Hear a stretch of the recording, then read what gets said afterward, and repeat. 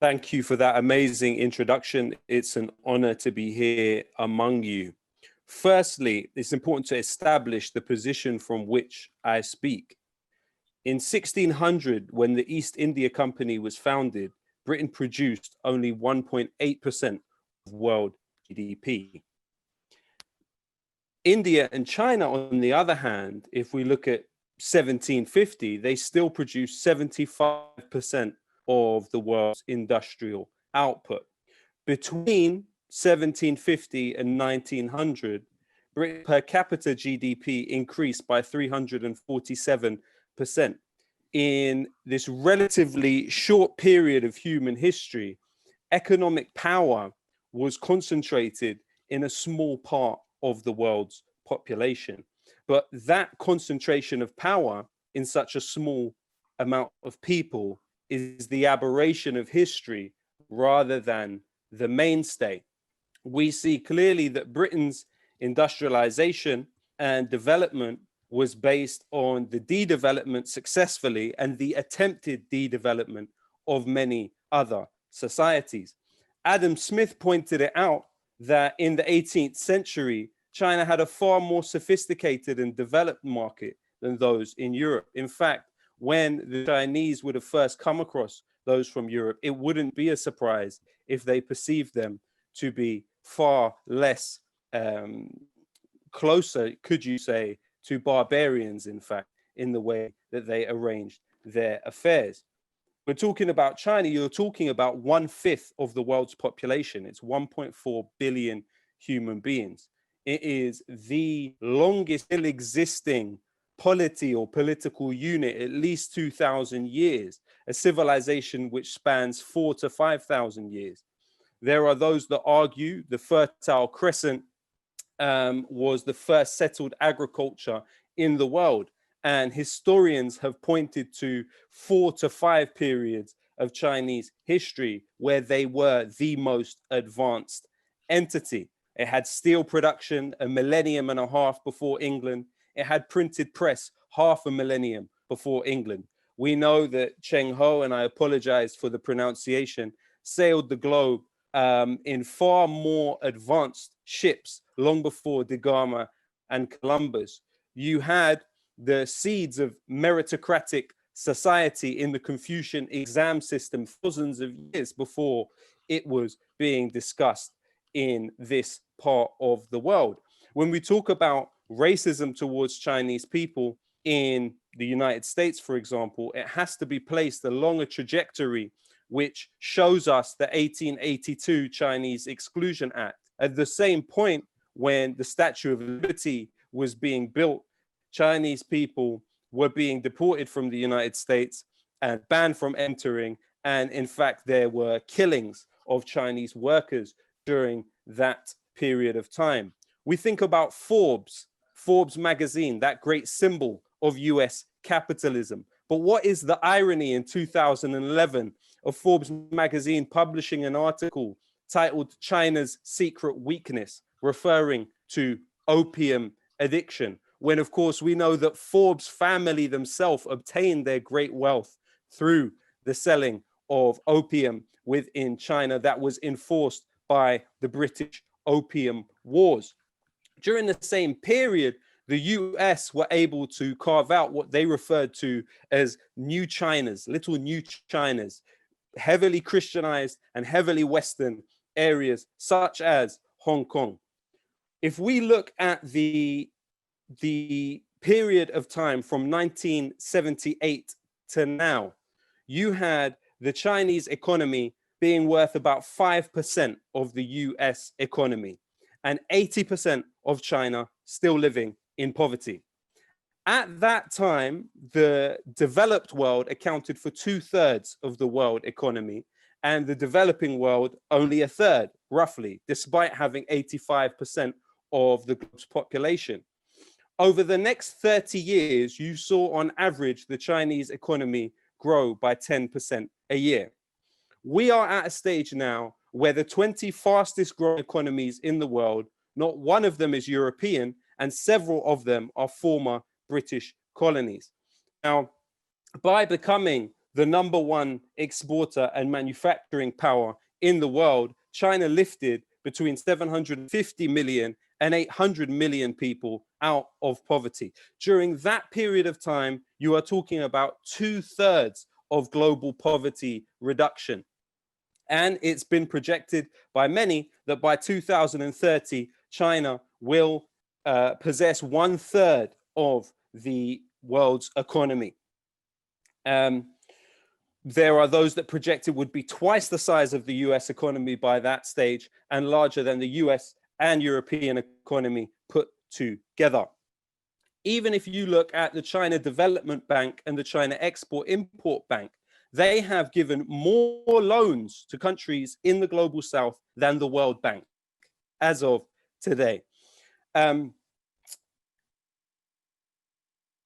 the question is that as a country which has huge human resources, but relatively tiny natural resources, and 1/5 as much water as the United States, has 8% of the world's cultivated land, which has to feed 22% of the world's population, what China has achieved is nothing short of miraculous.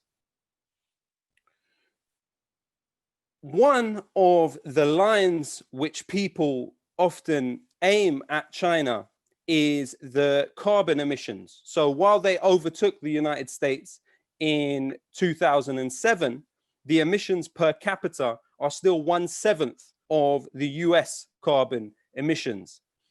And in fact, over the last 40 years, the extent of China's effect on climate change has been 1/6 of that of the United States.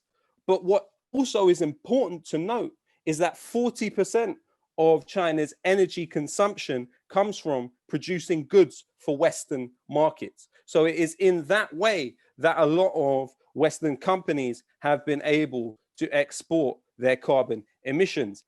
Studies looking at 15 major pandemics in Europe, from the Black Death to the 1918 Spanish flu. And of course, the Black Death is believed to have wiped out half of Europe's population, is that the economies were depressed in terms of investment between 30 and 50 years following those outbreaks. Now, the question is this: in the United States, one of the things credited with lifting them out of the Great Depression was World War II, because it provided jobs for people through the army. It provided jobs for people in terms of weapons manufacturing. Another point about the Black Death is that it led to a huge rise in anti-Semitism and an innovation in ways that so-called plague spreaders could be targeted within European society, focusing also on so-called witches. Now, what we are in danger of is a combination of this thinking that the United States will be able to lift itself out of its predicament through war and the natural development of human history to a more equal distribution of economic power, but also that the racism that this pandemic will give a boost to will be directed in that way. And there is no doubt that the military-industrial complex, that the ghouls from organizations like the Atlantic Council, Henry Jackson Society, the 77th Brigade among them, will be looking to turn this